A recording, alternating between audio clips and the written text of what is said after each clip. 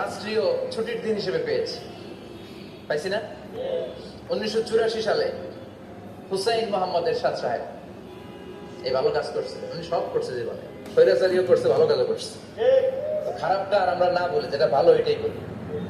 ওনার কারণে আজ অবধি এই 84 থেকে আজ বাংলাদেশের রাষ্ট্রীয় ভাবে সাপ্তাহিক ছুটির দিন কোনটা? আলহামদুলিল্লাহ করবেন না? এই উসিলা আল্লাহ ওনারে মাফ করুন।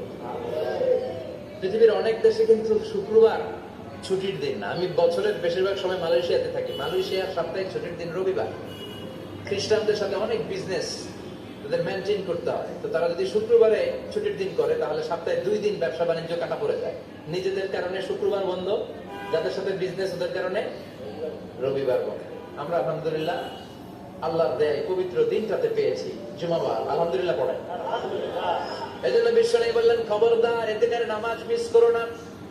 মান তারাকা সালাসা জুমাইন তাহাউনা, গাফলতি করে টানা 3টা জুমা যে ব্যক্তি মিস করলো, তবা আল্লাহু ফি কলবিহি, রব্বুল আলামিন ওই লোকটার অন্তরের মধ্যে মোহর মেরে দেয়।